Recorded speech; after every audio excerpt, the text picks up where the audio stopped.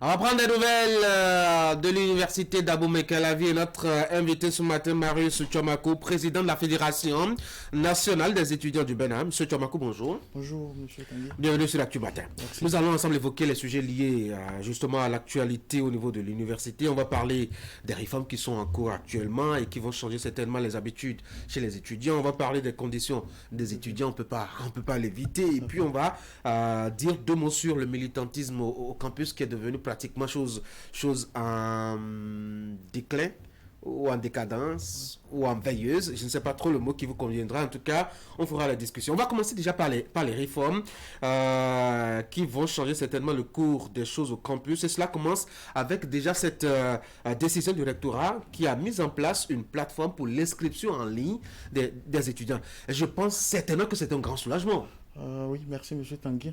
Déjà, comme vous l'avez si bien dit, c'est un grand soulagement pour la communauté étudiantine, notamment pour les étudiants, dans leur majorité. Pourquoi? Conscient de ce que on est en train de finir déjà avec le fil d'attente, le long fil d'attente qu'on observe à l'entame de l'année académique, où des étudiants viennent déjà à 3h, à 4h pour pouvoir être dans le premier rang de Est-ce que ceux-là. cela continuait avant? Ça continue. Ah oui? C'est vrai qu'il y a de cela un an, la FNEP notamment a milité pour que le rectorat puisse procéder à une décision façon de telle en sorte que qu'il y ait une répartition afin que les étudiants viennent faire la validation par entité. Ok, à tour de rôle. À tour de rôle, justement. Ce qui facilitait plus ou moins la validation aux étudiants. Parce qu'il y avait une grosse gestion long, voilà, devant justement. les structures d'inscription. Très bien. Donc, c'est cela. Mais malgré ça, il faut reconnaître que le problème continue. Au fil des discussions, on a également proposé à ce qu'ils réfléchissent en réalité, soit de mettre la validation des inscriptions, ou même le tirage des fiches d'inscription sur une plateforme, histoire de permettre aux étudiants de ne plus se soumettre en réalité à ces difficultés. Mais le délai pour les inscriptions et surtout la qualité de connexion qu'on connaît, est-ce que vous n'avez pas peur? D'une part, on peut estimer qu'on se pose une question de savoir comment les choses vont se passer, notamment si les étudiants dans la majorité pourraient véritablement s'inscrire dans le délai. Il faut notifier également qu'avec la discussion que nous avons eue avec le rectorat, nous avons donné l'assurance de ce que la plateforme ne va pas avec tout ce qui est fait pour pouvoir mettre en place cette plateforme. Il n'y aura pas grande difficulté aux étudiants afin qu'ils puissent véritablement s'inscrire sur la plateforme. Autre réforme, c'est la suppression annoncée des soutenances au niveau de la faculté des lettres, langues, arts et culture. Vous dites que c'est une bonne avancée. En quoi est-ce que c'est une avancée? C'est une avancée concernant ce que on prend la faculté des lettres, langues et communication, où majoritairement pour un étudiant qui commence la première année, où il faut prendre peut-être 5 ans, 6 ans pour pouvoir finir avec la licence, conscient de ce que le problème de chômage est une question véritable qui secoue en fait la vie au quotidien. Je pense que c'est quand même mieux de permettre en réalité aux étudiants de pouvoir soutenir à temps, de pouvoir finir du moins leur quitus en 3 ans, que d'attendre 4, 5 ans pour pouvoir finir. Mais est-ce que c'est la faute aux soutenances quand les étudiants vont 4 ou 5 ou 6 ans? Quand on connaît le système, quand on connaît la trajectoire, quand on sait qu'au bout de 3 ans, on doit réaliser un mémoire qu'on va présenter, pourquoi est-ce qu'on ne se prend pas très tôt et que c'est à la fin, on commence à courir dans tous les sens? Parfois, on l'abandonne parce que justement, on couvre la pitance. Vous avez fait 3 ans, par exemple, en anglais, en lettres modernes, etc., en allemand, en espagnol. Quand les étudiants finissent les 3 premières années, ils commencent à courir derrière les heures de vacation, comment on appelle, aujourd'hui. Tout à fait. En vrai, le problème n'est pas au niveau des étudiants. Et comment ça se Le problème au niveau des enseignants, s'il faut le dire ainsi. Comment? Parce qu'il faut reconnaître que nous avons un problème de manque d'enseignants. Parce qu'on prend la faculté tout entière. Et le problème est beaucoup plus assez au niveau du département des lettres modernes, où dans la majorité, on n'a que 8 enseignants. Et 8 enseignants pour plus de 300-400 étudiants, où chaque enseignant peut-être va prendre en charge 50-60 étudiants, histoire de suivre en réalité la rédaction de leur mémoire. On voit déjà que ça pose problème. Ça pose problème dans ce sens que les professeurs, les enseignants n'arrivent plus à suivre de façon adéquate tout ce qui se fait pour permettre en réalité aux étudiants de vite soutenir. S'il arrivait que, conscient de ce que même les enseignants doivent au même moment donner le cours à l'université d'Abomey-Calavi, donner le cours à Parakou et même à l'UNS de Porto-Novo, lorsqu'on prend les enseignants des lettres modernes. Donc, ils n'arrivent plus véritablement à donner tout ce qu'il faut pour que les étudiants puissent le plus vite que possible soutenir.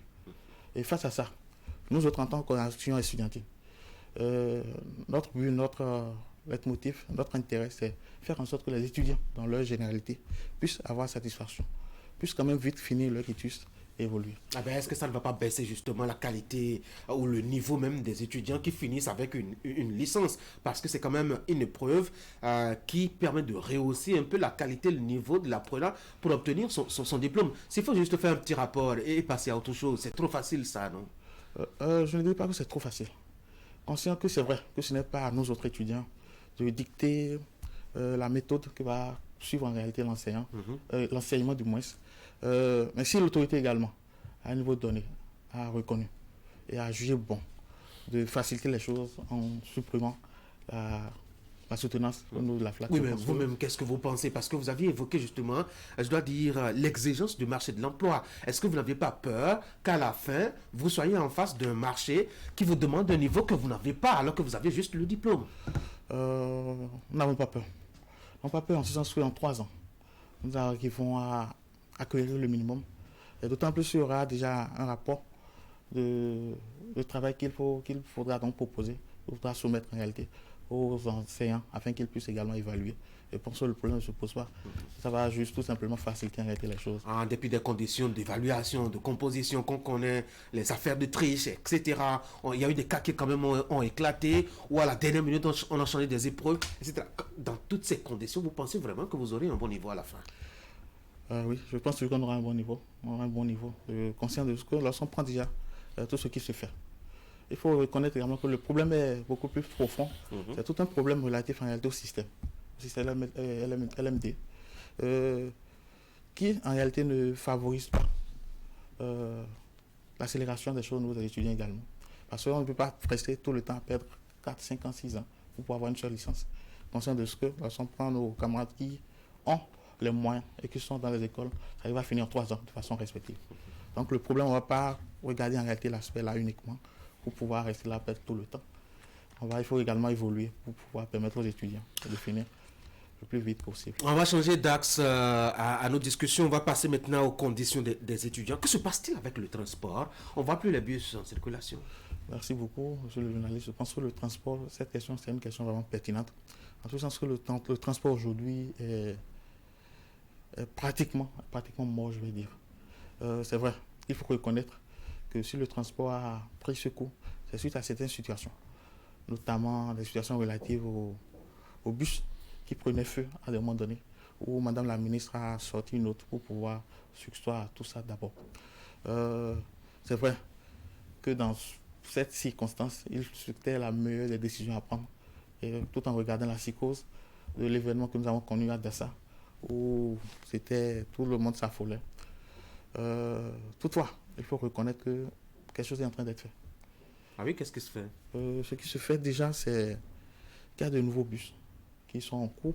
On l'a annoncé, je crois, il y a depuis le temps de mon arrière-grand-père, hein, et je ne le vois pas. Je pense que c'est effectif. Vous les avez vus, vous? Je ne dirais pas que je l'ai vu, mais c'est fait que récemment, il y a cela une semaine. Et même encore le vendredi prochain, nous avons encore une séance au ministère par rapport à cette situation toujours, avec Madame la ministre. Parce que les étudiants, ils souffrent pour se déplacer depuis. Oui, et on a l'impression que les responsables étudiants, ils s'en foutent pas mal parce que peut-être vous êtes dans de bonnes conditions pour vous déplacer. Du tout pas. Nous y travaillons fortement. Nous y travaillons tous les jours que Dieu fait pour pouvoir améliorer. Parce que nous sommes conscients de l'importance du volet de transport dans la vie estudiantine, dans la vie de nos camarades étudiants. Et ça nous amène tous les jours que Dieu fait à mener des actions, à échanger avec les autorités pour que nous puissions déclencher en réalité cette situation. Et ils vous ont donné un délai au ministère pour avoir les bus? Oui, il y a un délai. Je ne vais pas me permettre de le dire. Pourquoi? Ici. C'est quoi? C'est pour les couvents? Non, du tout pas. Mais pour ne pas... Bon, c'est au cas où ce délai ne serait pas respecté. Je ne pense pas que ça soit là. Et le contexte des cours sur briques dans des amphis bondés avec des chaleurs suffocantes, ça a changé un peu? Ça n'a rien n'a changé. Ah oui? Rien n'a changé. Bien au contraire, les trucs se dégradent tous les jours que Dieu fait. Il faut reconnaître que depuis l'avènement de la rupture, notamment du gouvernement du président Patrice Talon, aucun amphithéâtre n'a été construit à l'université d'Abomey-Calavi pour pouvoir faciliter l'assimilation des cours, pour pouvoir permettre aux étudiants de pouvoir suivre les cours dans de bonnes conditions. Aucun. Alors, si on prend l'exemple de l'amphi B1000, qui a été fermé il y a de cela 2 ans pratiquement, ou pour une question de toiture, l'amphi est resté là, juste là, fermé.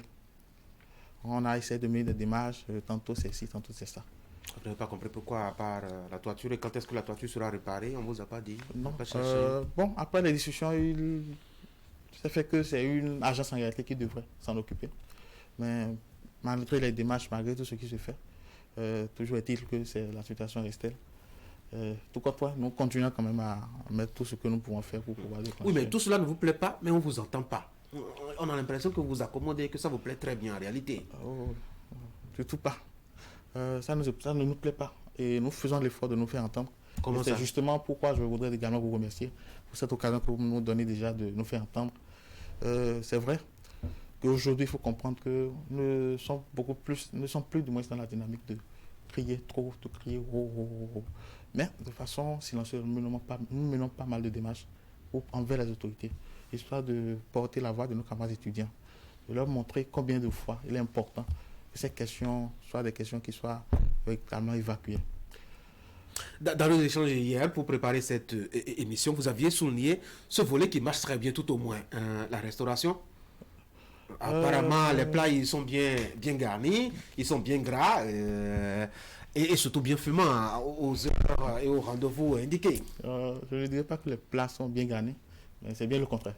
Ah oui? Oui, c'est bien le contraire. Pourtant, vous m'aviez dit hier que c'est le volet qui marche très bien. Non, c'est pas ce que je disais, mais c'est le volet qui marche plus ou moins. Plus ou moins? Plus ou moins. Ah d'accord. Plus ou moins. Sinon, il faut reconnaître que lorsqu'on prend le volet social dans la majorité, ce n'est pas la peine. Même si lorsqu'on prend les plats actuels, c'est 2 fois moins de ce que les étudiants prenaient il y a de cela 3, 4 ans. Oui, la vie devient chère, et c'est bien normal. Et vous devenez un peu plus nombreux chaque année. Ça doit peser lourdement dans la balance. Ça doit véritablement pas peser dans la balance. Pourquoi? Conscient de ce que notre chef de l'État a haut et fort notifié que cette mandature notamment sera une mandature qui va beaucoup plus être axée sur le social. Du hautement social. Du hautement social, justement. Oui. Ce n'est pas ce que nous observons.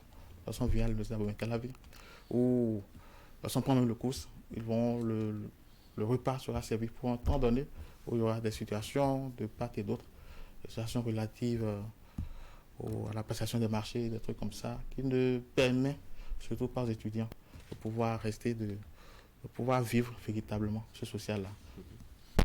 Un bon moment. La question d'hébergement? C'est également une question terrible, comme je vous l'ai dit. Comment ça?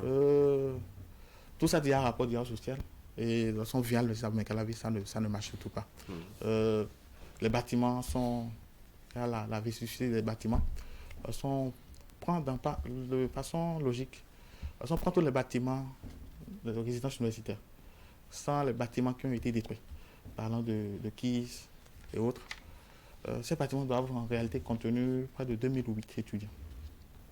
Mais aujourd'hui, avec les bâtiments détruits, il faut être de constater que c'est à peine qu'on arrive à héberger 1500 étudiants. Pourquoi?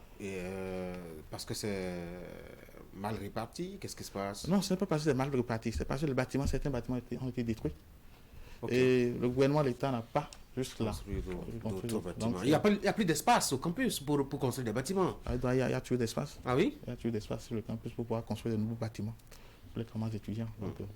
Allez, le troisième volet de nos échanges à la vie militante au campus, on va aborder justement cet aspect-là. On ne vous entend plus. Vous aviez dit qu'il y a une meilleure façon désormais de se faire entendre, que le gros bruit n'est plus bien. Apparemment, vous êtes fatigué, ou bien c'est la galère qu'on vous a imposée en supprimant vos subventions qui vous fait voir un peu moins clair dans la réalité des choses. Il faut comprendre que ça fait partie, c'est un pan de la réalité que nous vivons aujourd'hui. La suppression de ces subventions, où si on prend les organisations étudiantines dans leur majorité, ne bénéficient plus de l'accompagnement du gouvernement, de l'État, histoire de pouvoir véritablement vivre en réalité, pouvoir s'organiser entre eux pour une meilleure condition. Est-ce que ce n'est pas paradoxal? Vous voulez militer, faire entre griffes du syndicalisme, vous attendez que celui contre qui vous allez faire ce syndicalisme vous envoie de l'argent. Ce n'est pas paradoxal? Non, il n'y a rien de paradoxal. Il faut cotiser entre vous, non? Et nous ne manquons pas de le faire. Nous ne manquons pas de le faire.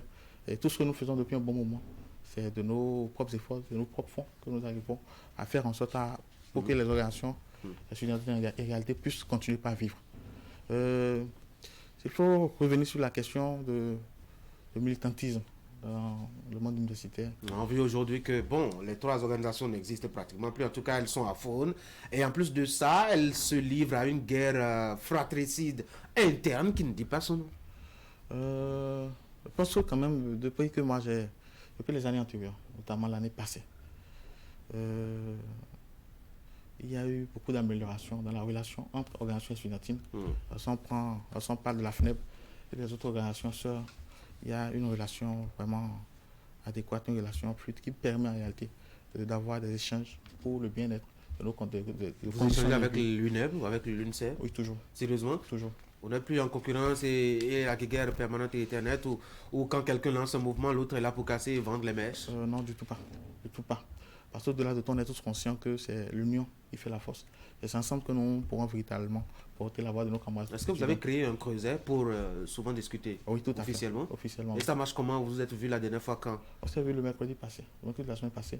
On doit même se voir hier, mais faute d'une dernière situation inattendue, on ne s'était plus vu. Ça ne manque pas de se voir pour échanger, pour pouvoir décider. C'est vrai qu'aujourd'hui, c'est la FNEP qui porte la voix de toutes ces organisations-là, étant la seule organisation étudiantine la plus représentative. C'est la FNEP qui porte la voix de tous ceux-là. Nous ne manquons pas à chaque occasion quand même d'aller vers eux, d'échanger avec eux, pour pouvoir prendre leur avis sur certaines questions importantes pour la vie de nos camarades étudiants. Les entités spécialisées affiliées aux différentes organisations, parlons-en, ont été, ma foi, pour la plupart, dissoutes. Je parlais par exemple de la police, du code et toutes les autres choses. Vous avez même au niveau de la FNEB, quelque chose que vous aviez appelé état-major, avec sa violence inouïe parfois sur les usagers du campus. Quand j'évoque tout ça, c'est de vieux souvenirs nostalgiques pour vous. C'est du vieux souvenir vraiment. Il faut l'avouer que là maintenant les choses ont changé. Il y a eu beaucoup de progression. Il n'y a plus de cette situation en réalité qui anime la vie des étudiants sur le campus. Et comment organisez-vous alors l'ordre et la discipline sur le campus entre vous étudiants? Face à toute situation, face à chaque situation de la vie, il y a toujours des solutions.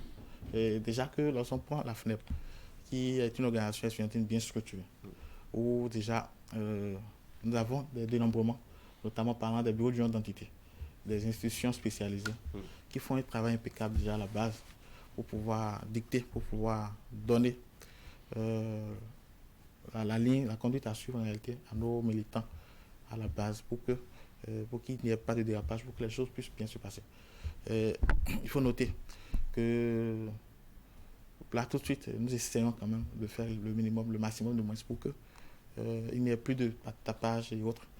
Et conscient de ce que la force en réalité de la FNEB ne se trouvait pas dans l'état-major? Non, je ne dis pas dans l'état-major, mais dans le bruit, dans tout ce qui se faisait. Comme de façon... oui, sérieusement, mais on a connu la FNEB pour ça, essentiellement. Non, tout. Les grandes grèves, les casses, les professeurs sortis, manu militari de leur cours, etc., violentés parfois, etc. On a vu ça, hein? Oui, on a connu cette situation. Et c'était pour de bonnes causes, de bonnes guerres. Parce qu'il faut comprendre que lorsqu'on prend une organisation étudiantine, c'est après tout une organisation syndicale qui a pour but en réalité de défendre les camarades étudiants. Et quand ça ne marche pas, quand nous optons pour la voie diplomatique, quand à un moment donné ça ne marche pas, il va falloir quand même hausser le ton pour pouvoir dire non. Mais vous dites que maintenant que vous ne faites plus ça, que ça marche, les voies diplomatiques. Comment vous faites? Je ne dis pas que nous ne faisons plus ça. En réalité, nous prenons tout le temps, nous prenons tout ce qu'il fait, tout ce qu'il faut quand même, pour pouvoir échanger avec l'autorité, pour pouvoir leur montrer combien de fois c'est important. Et juste là, nous faisons le maximum. Lorsqu'on prend même le coup, ça, c'est nous échangeons avec eux pour pouvoir leur montrer combien c'est important. Lorsqu'on prend le volet social, lorsqu'on parle des résidences universitaires, lorsqu'on parle du volet du transport, il faudrait qu'à un moment donné, qu'un délai, on leur a donné un délai aussi. Il faudrait que jusqu'à ce délai, que ça puisse changer. Au cas où ça ne changeait pas, nous allons prendre notre disposition. C'est-à-dire, vous allez rentrer dans les amphis et taper les professeurs? Non, la FNEB n'a jamais tapé des enseignants. Jamais. Mais vos camarades étudiants? Jamais. Ah oui, sérieusement? Non, jamais. Pourtant, certains sont sortis avec le dos endolori, les bras parfois traumatisés. Non, ce n'est pas la FNEP. La FNEP n'a jamais. Oui, il n'y aura pas de responsable, ça c'est clair, dans ces cas précisément. Marius Tchomakou, président de la Fédération nationale des étudiants du Bénin, merci d'être venu. Un mot pour finir. Un mot, c'est déjà pour vous remercier et profiter également de l'occasion pour inviter, pour lancer un appel à l'autorité, à toutes les autorités, notamment en parlant de la ministre de l'Enseignement supérieur et de la recherche scientifique, au président de la République, afin qu'il puisse penser à Louisa Boumé-Calavi, afin qu'il puisse penser aux étudiants dans leur majorité. Parce que tout porte à croire que les étudiants ou l'éducation au niveau de l'université est rangée aux oubliettes. Donc, c'est mon appel. Merci beaucoup, monsieur le journaliste. Marius Tchomakou, je rappelle, vous êtes président de la Fédération nationale des étudiants du Bénin. Vous êtes venu sur l'Actu Matin pour évoquer un peu avec nous l'actualité au niveau donc de l'université. Merci d'être passé par ici. Merci. Je vous souhaite de passer une très très bonne journée. Merci, monsieur. Mesdames et messieurs, je vous rappelle, tout à l'heure, on aura notre rendez-vous de débat. Ce sera justement pour discuter autour de la question de la francophonie. Vous rappelez certainement, l'actualité a évoqué ce week-end le 19e sommet de la francophonie, de l'organisation, donc les dirigeants dans le monde.